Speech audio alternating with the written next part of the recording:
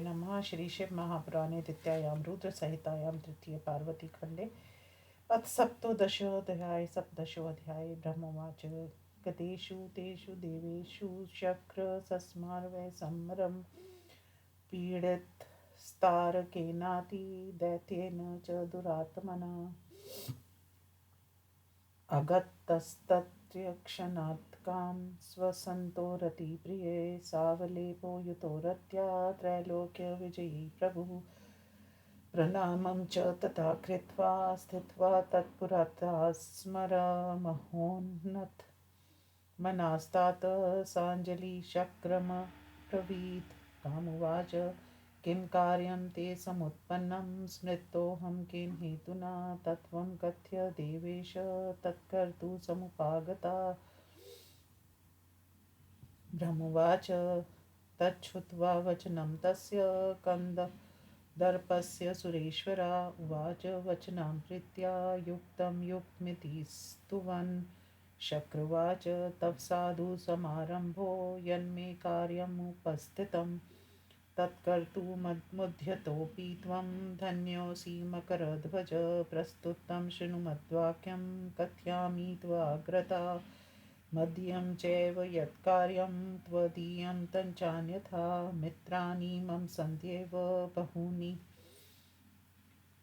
सुमाहन्ति च परन्तु स्मरसन् मित्रं त्वत्तुल्यं न हि कुत्रचित् ज्यार्थं मे त्वं तात निर्मितं वज्रमुत्तमं वज्रं च निष्फलं स्याते त्वं तु नैव कदाचन यतो हितं प्रजायेत तथा कुरु प्रिया परा तस्मान्निमित्रवरसत्वं हि मत्कार्यं कर्तुमर्हसि मम दुःखं समुत्पन्नमसाध्यं चापि कालजं केनापि नैव तच्छक्यं दूरीकर्तुं त्वया विना धातुपरीक्षा दुर्भिक्षे रणेषु जायते आपत्काले तु मित्रस्याशक्तो स्त्रीणाकुलस्य हि विनयसङ्कटे प्राप्ते वित्तस्य परोक्षता सुस्नेहस्य तथा तात नान्यथा सत्मीरितं प्राप्तायां वै ममापताव वार्यया परेण हि परीक्षा च त्वदीया भविष्यति न केवलं मदीयं च कार्यमस्ति सुखावहं किं तु सर्वसुरादीना कार्यमेतं संशय ब्रह्मवाच इत्येतन्मघवदाख्यं श्रुत्वा तु मकरध्वज उवाच प्रेम गम्भीरं वाक्यं सुस्मितपूर्वकं कामुवाच किमर्थमित्थं वदसि नोत्तरं वच्म्यहं तव उपकृत्कृत्रिं लोके दर्श्यते कथ्यते न च सङ्कटे बहुयो ब्रूते स किं कार्य करिष्यति तथापि च महाराज कथयामि शृणु प्रभो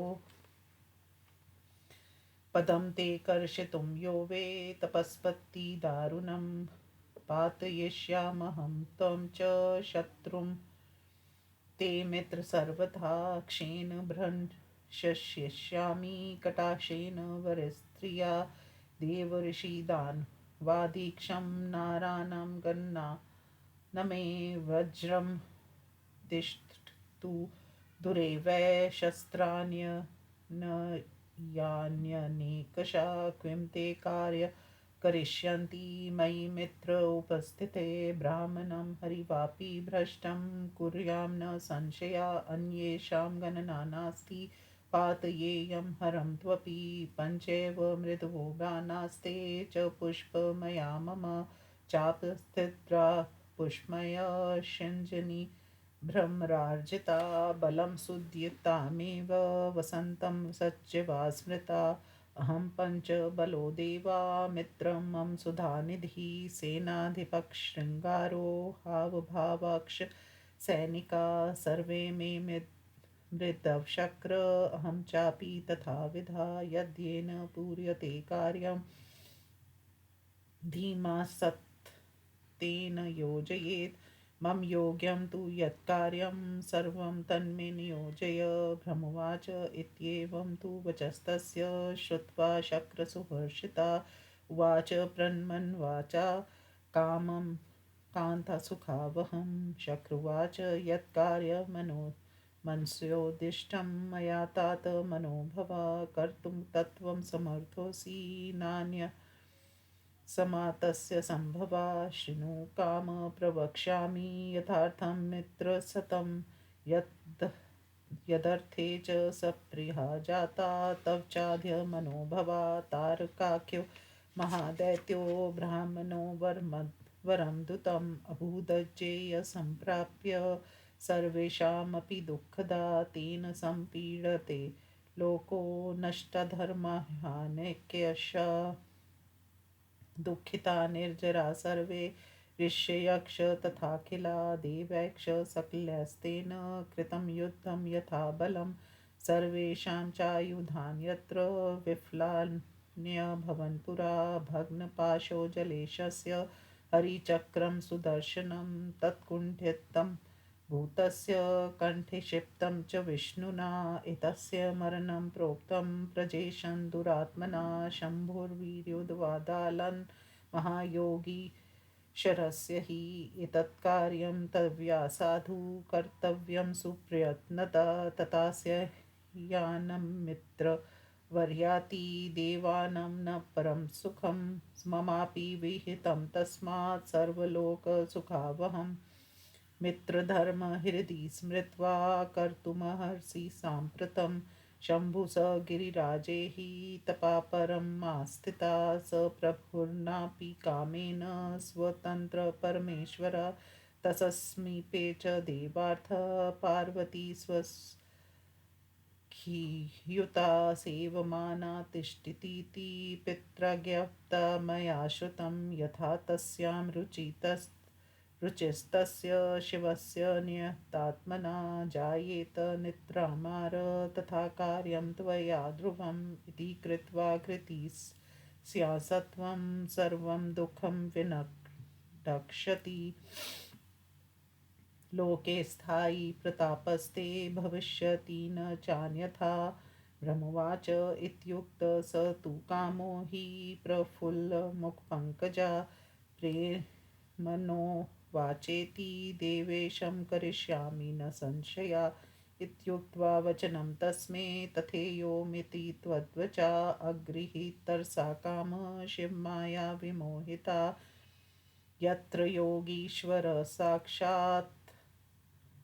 अप्यते परमतपा जगाम तत्र सुप्रीता सदारस्वसन्तका। इति श्रीशिवमहापुराणे द्वितीयायां रुद्रसहितायां तृतीये पार्वतीखण्डे शक्रकामसंवादवर्णननामो सप्तदशोऽध्यायः।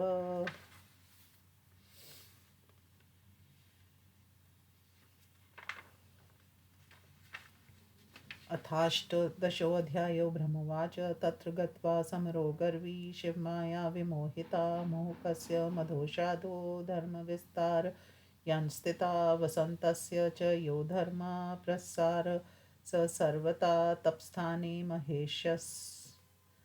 स यौषधी प्रसिद्धे मुनीश्वरा वनानि च प्रफुल्लानि पादपाना महामुने आस्विन् शेष तस्तत्र तत्प्रभावान् मुनीश्वरा पुष्पाणि सहकाराणां शोकवनिकासु वै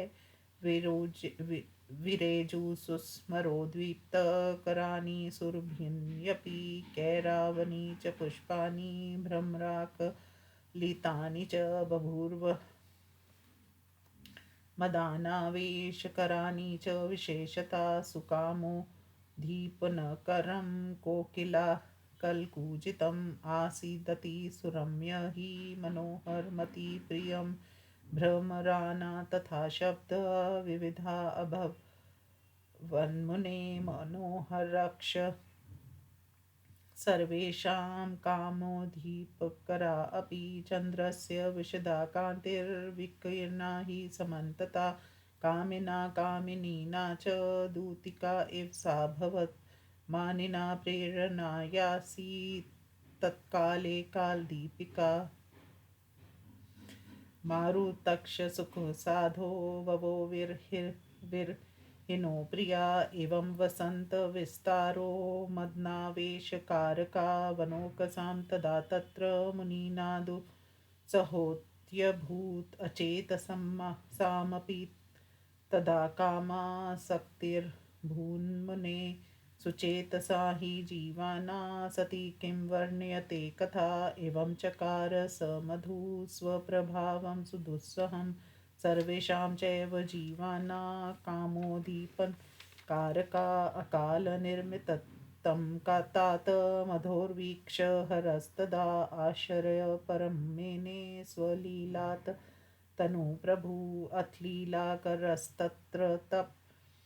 तप परम दुष्करं तताप स वशीषो हि हरो दुःख हरा प्रभु वसन्ते प्रसृते तत्र कामो रतिसमन्विता चूतं पानं समाकृष्य स्थितस्तदाम्पाक्षता स्वप्रभावं वित्तस्तार्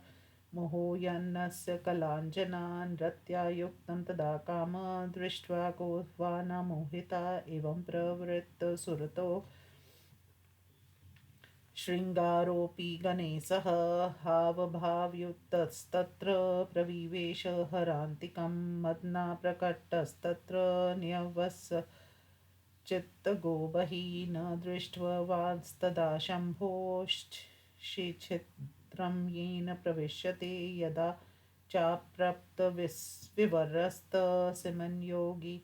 वरे स्मर महादेवस्तदासो